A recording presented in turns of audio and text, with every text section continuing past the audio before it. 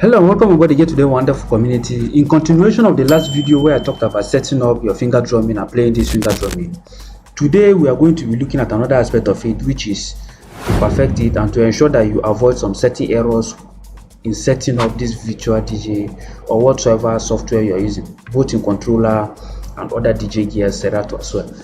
One thing you need to know there is these drum samples do not just perform magic on their own.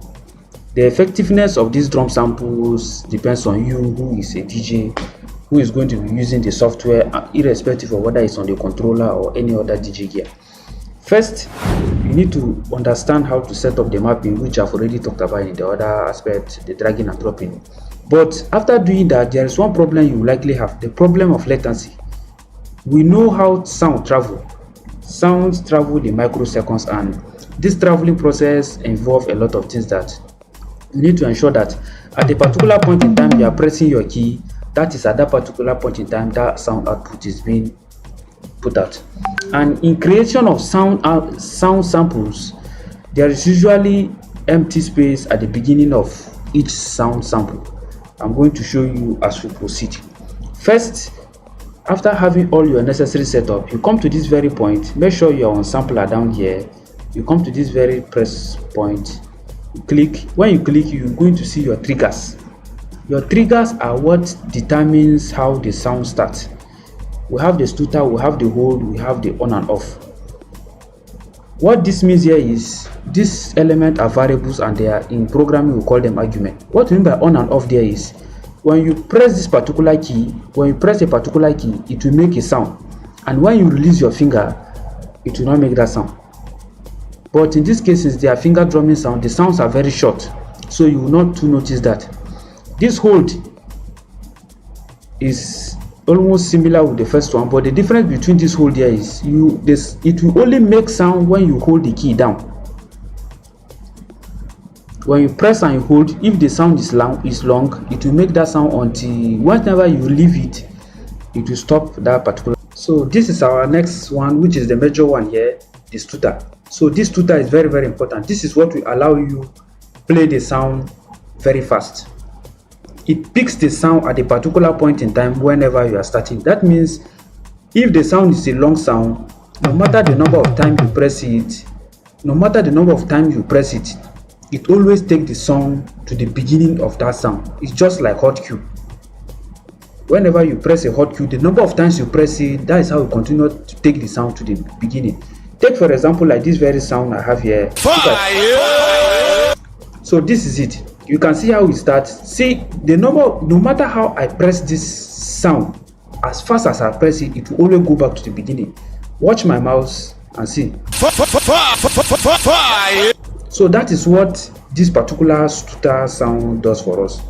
That is the first part. I believe once you get this done correctly and it is on this stutter, the next thing you need to do there is you go to that individual sound. Remember, during the process of creating these sounds, spaces are left at the beginning of each sound.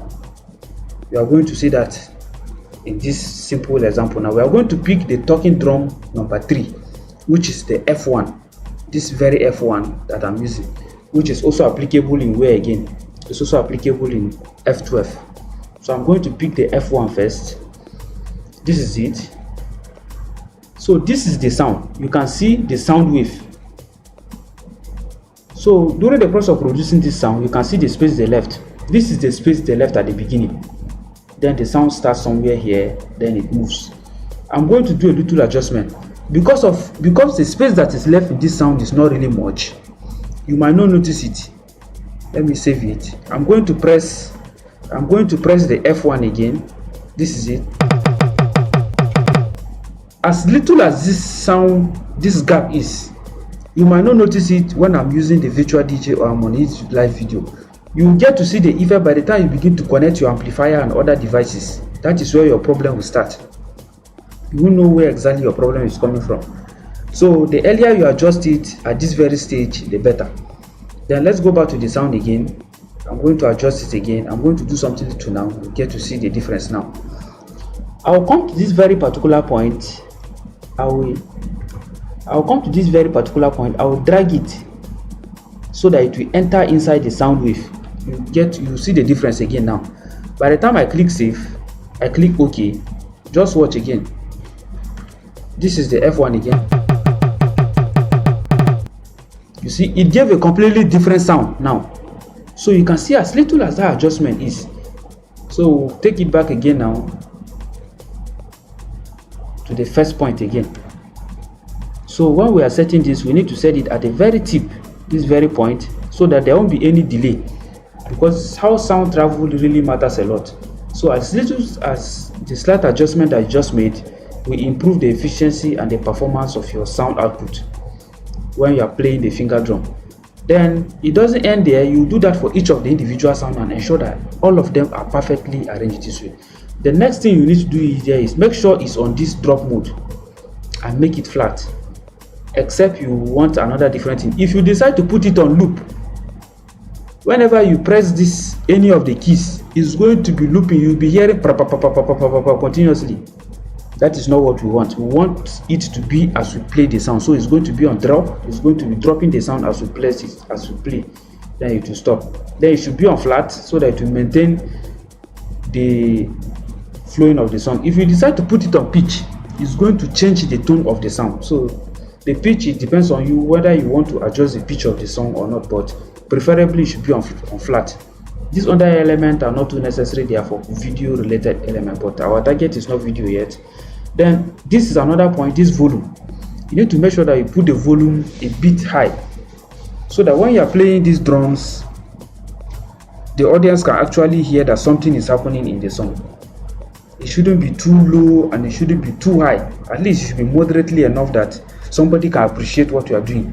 That okay, a new sound is coming, a new vibe is coming into the existing sound. Then it will ginger the people, your listener or the congregation or wheresoever you are at the moment, or whatsoever, how you want it. So that is it for it. Very simple setting, but as simple as it is, it can make a complete mess of your finger drumming effort if you don't follow it.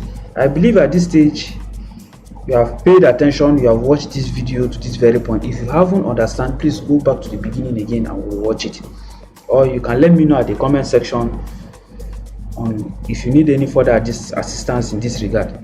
But don't skip this video and come back like the way some people will skip, then they will come back to the comment section and begin to ask me some questions. I will not really attend to that, because I have a lot of people I'm working with over the period of time. So if I should begin to mix things up, you might not really get my attention. So please do well to subscribe and keep a date so that I continue to give you more subsequent updates, and as you continue to build your DJ career into becoming a pro DJ. Not just a conventional DJ out there, but a pro DJ that wherever you find yourself, people really get to appreciate what you are doing. So let's continue with the beat now. Thank you for being there once again.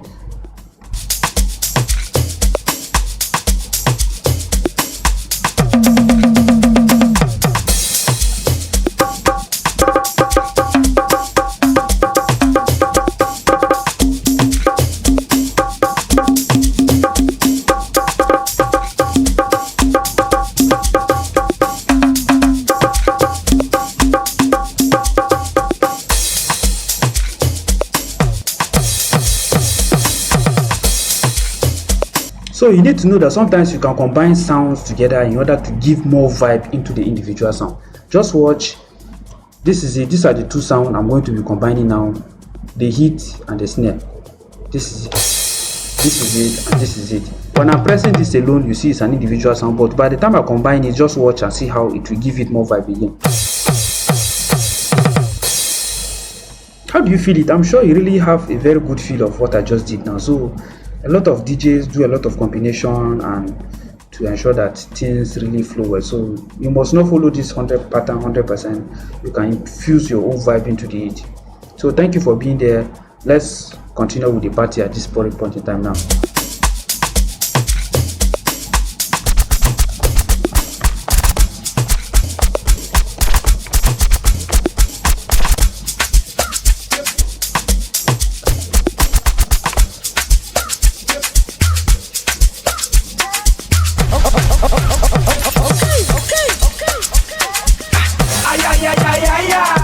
Are you ready?